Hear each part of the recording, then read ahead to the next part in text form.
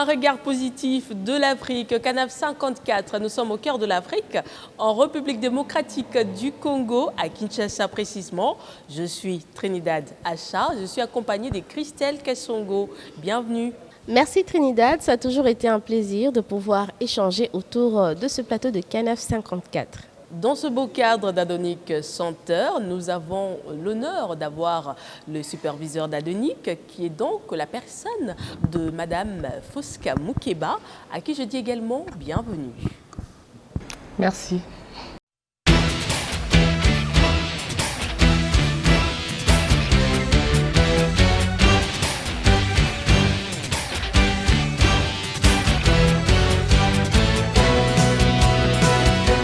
Alors, Madame Fosca, vous êtes dans la mode, vous avez œuvré dans la mode, vous avez été mannequin. Comment cela s'est-il passé? Comment vous est né en fait l'amour de la mode? Je crois que cela a commencé quand j'étais très jeune.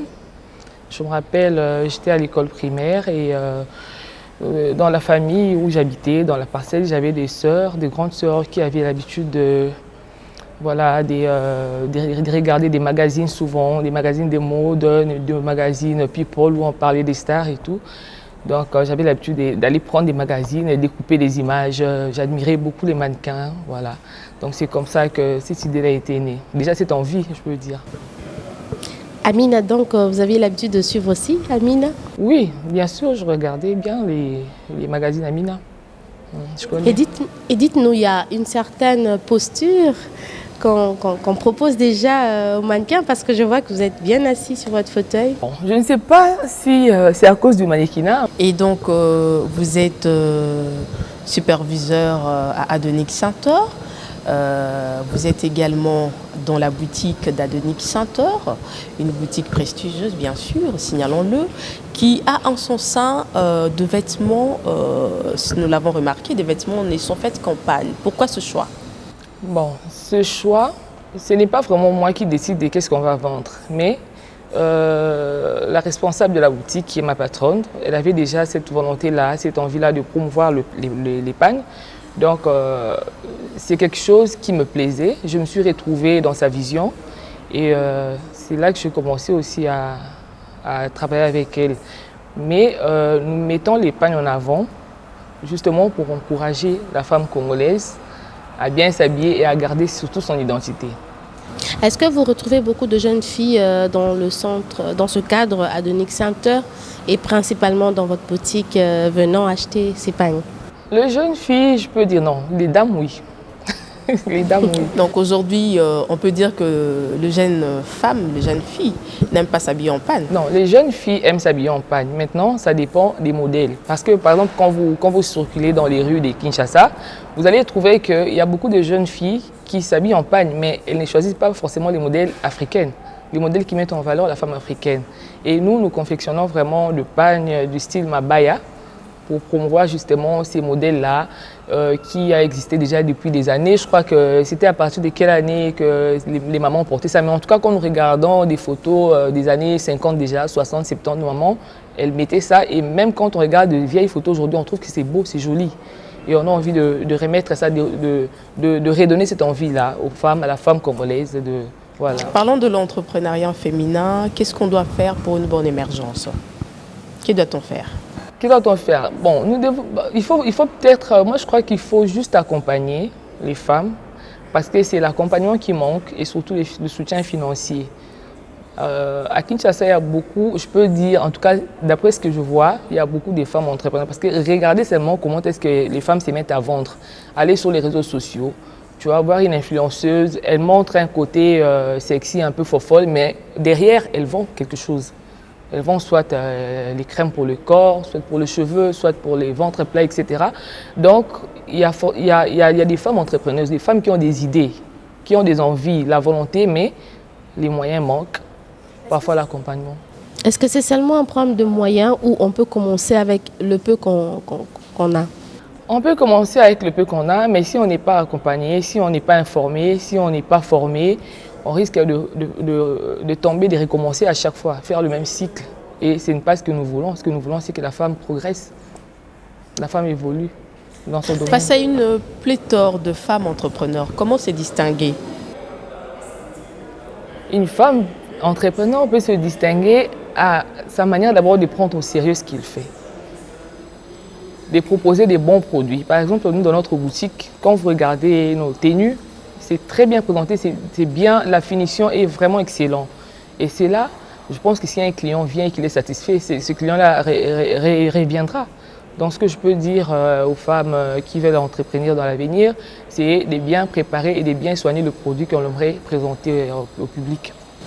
Donc le pan de la boutique d'Adonic est confectionné par Adonic. Par Adonic Center, nous avons des couturiers qui confectionnent dans nos ateliers. Nous avons des couturiers congolais et quelques couturiers étrangers aussi africains. Quels sont, selon vous, les avantages d'une femme qui entreprend? Il y a beaucoup d'avantages pour une femme qui entreprend.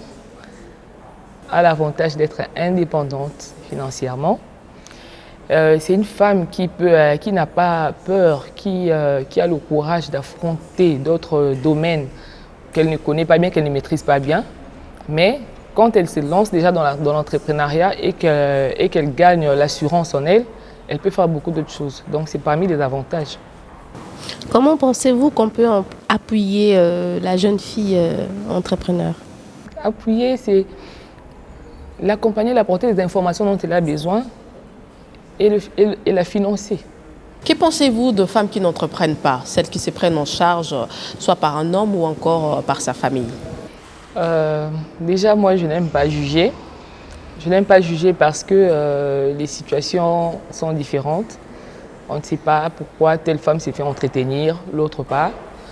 Mais ce que je pourrais donner comme conseil aux femmes qui n'entreprennent pas, c'est-à-dire vous risquez de tomber dans le système où vous dépendez. Et quand on dépend, vous savez que ce n'est pas une bonne chose. Nous avons vu plusieurs fois une femme divorcée qui se sépare de son mari et le mari prend tout. Elle n'a jamais essayé de se lancer dans quoi que ce soit. Elle ne se retrouve plus. Et c'est très malheureux. Donc je conseillerais vraiment aux femmes qui me suivent de partout, faites quelque chose. Ce n'est pas facile, mais commencez avec ce que vous avez déjà. Si vous ne savez pas quoi faire, cherchez, posez des questions, demandez des informations. Je pense que vous trouverez toujours quelque part quelqu'un qui serait là pour vous guider ou bien pour vous ouvrir une petite porte déjà pour commencer. Superviseur au sein d'Adonic Center, le travail est-il difficile? Non, pour moi le travail n'est pas difficile. Pourquoi? Parce que j'aime ce que je fais. J'aime ce que je fais. Déjà, j'ai suivi une formation d'assistante sociale à l'INTES, l'Institut national des travailleurs sociaux. Mais en dehors de ça, j'ai évolué dans le mannequinat.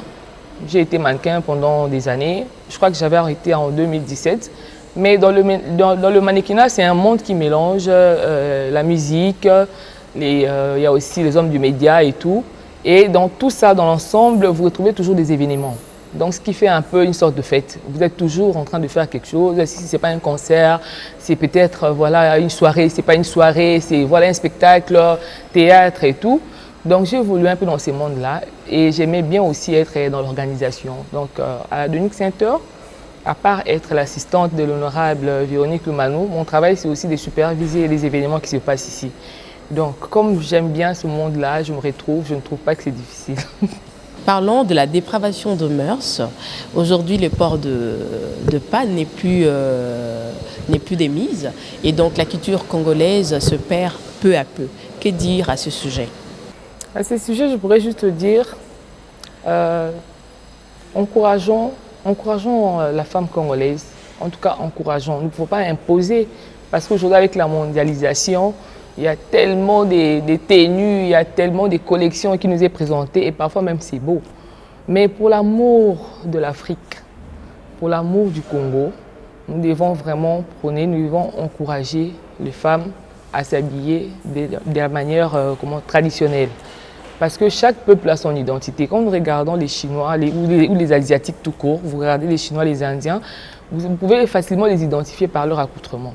Quand vous allez dans les pays arabes, facilement vous pouvez identifier, vous pouvez dire que telle personne est de Dubaï ou bien de... voilà.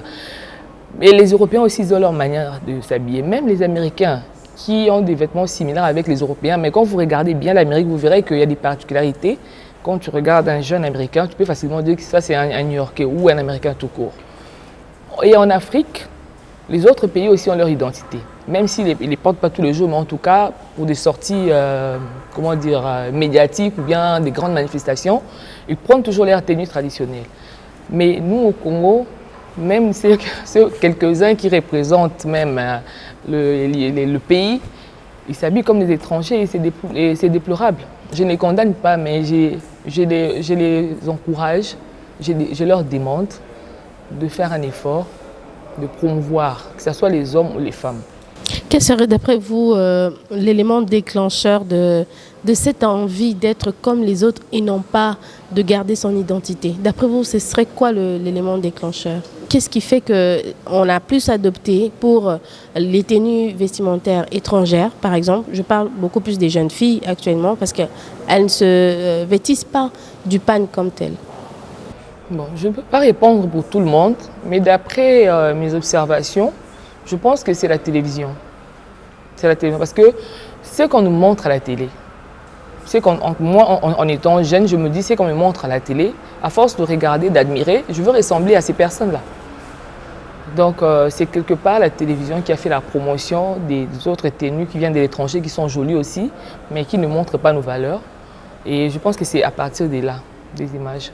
Et pour remédier à ça, je pense que ça doit aussi commencer à la télévision. À la télévision. Merci beaucoup, Madame Fosca Moukeba. Merci à vous de m'avoir reçu. Oui, je rappelle que vous êtes superviseur d'Adonic Center, ce cadre où nous faisons notre échange en ce moment, mais aussi assistante du député Véronique Loumano. Merci. Merci. Je ne t'ai pas seule, je t'ai accompagnée de Christelle Kassongo, à qui je remercie également. Merci Trinidad, ça a toujours été un plaisir de pouvoir échanger autour de ce plateau de Canaf 54. C'était là Impact dans vos maisons, Impact partout où vous vous trouvez. Merci de nous avoir suivis sur Canal Afrique 54. Nous sommes également sur YouTube, Canaf 54. Au revoir.